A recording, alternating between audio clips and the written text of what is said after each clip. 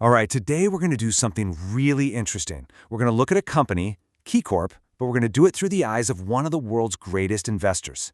We're applying the Warren Buffett way, a simple but super powerful three-part check to see if this company is really built to last. So let's jump right in. You know that feeling, right? You open up a company's financial report and bam, it's just this wall of numbers, a sea of data. And it's so easy to feel completely lost, like you're missing the big picture. So how in the world do you cut through all that noise? Well, the trick is to use a filter. And today our filter is a simple three-part checklist inspired by the core ideas of value investing. We're going to apply this Buffett check to KeyCorp's numbers and see what story they really tell. Okay, so test one. First things first.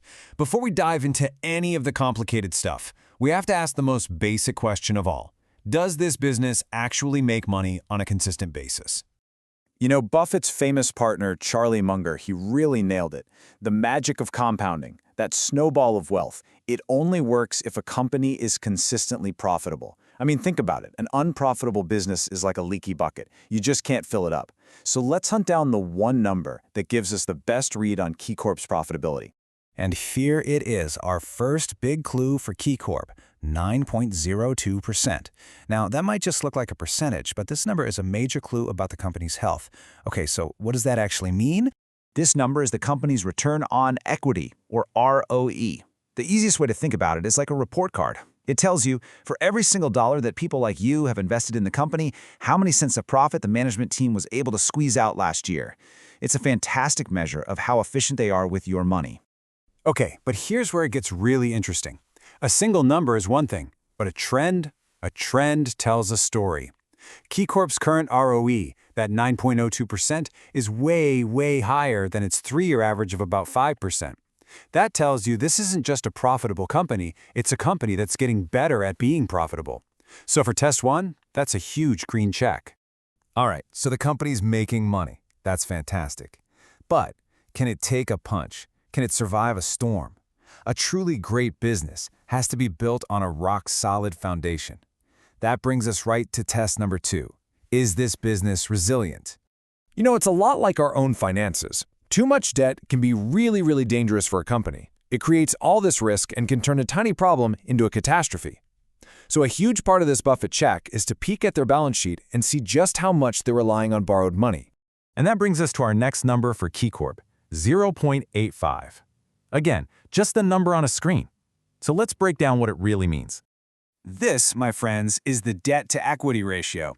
It's a really simple comparison. It just takes all the company's debt and stacks it up against all the money invested by its owners, the shareholders. So a ratio of 0.85 means for every $1 that the owners have invested, the company has about 85 cents of debt. And, you know, as a general rule, investors like to see this number on the lower side. And just like we saw with profitability, the trend here is incredibly powerful. That current ratio, 0.85, is way down from its three-year average of 1.27. This tells you they've been working hard to shore up their finances and get less dependent on debt. So for resilience, that's another big check mark. Okay, so we found a company that's profitable and getting stronger. But now we come to the final test. And honestly, for a value investor, this is the most important question of all. Are we getting a good deal? It doesn't matter how great a company is if you overpay for it. This is probably Buffett's most famous quote, and it really gets to the heart of this final test.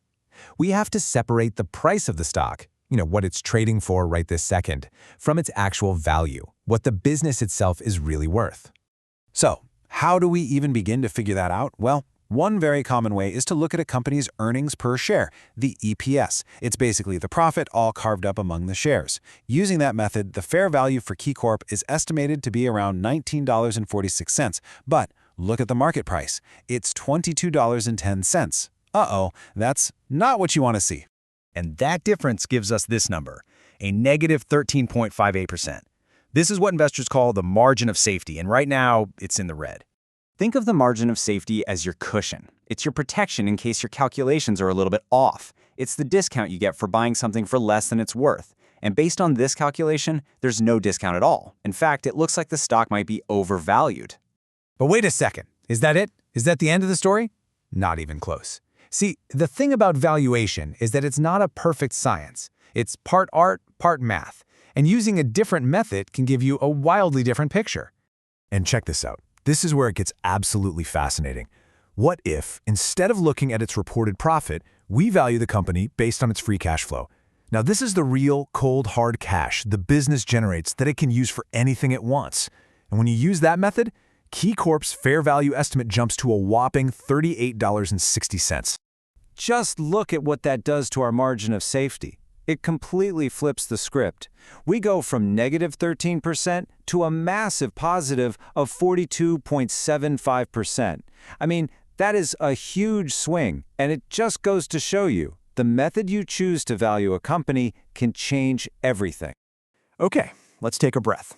We've run KeyCorp through our three-part Buffett-style check. We've seen some clear strengths and one very, very interesting debate. Let's pull it all together and see what our final scorecard looks like. All right, so here's the final breakdown. Test 1, profitability, big check mark. That return on equity is looking strong, and more importantly, it's improving. Test 2, resilience, another check. They've done a great job reducing their debt. But then we get to test 3, valuation. And that's where we have a big old question mark. I mean, based on earnings, it looks pricey. But based on free cash flow, it looks like it could be a real bargain. And that right there shows you the true power of using a simple checklist like this. It didn't just spit out a simple buy or sell answer, did it? Instead, it sliced right through all the noise and pointed us to the real questions we need to be asking. Like, is this company's profitability going to last? And which of these valuation stories do I believe? It's such a powerful way to focus your own research, and it's a framework that you can now take and apply to any investment you're looking at. Thanks so much for watching.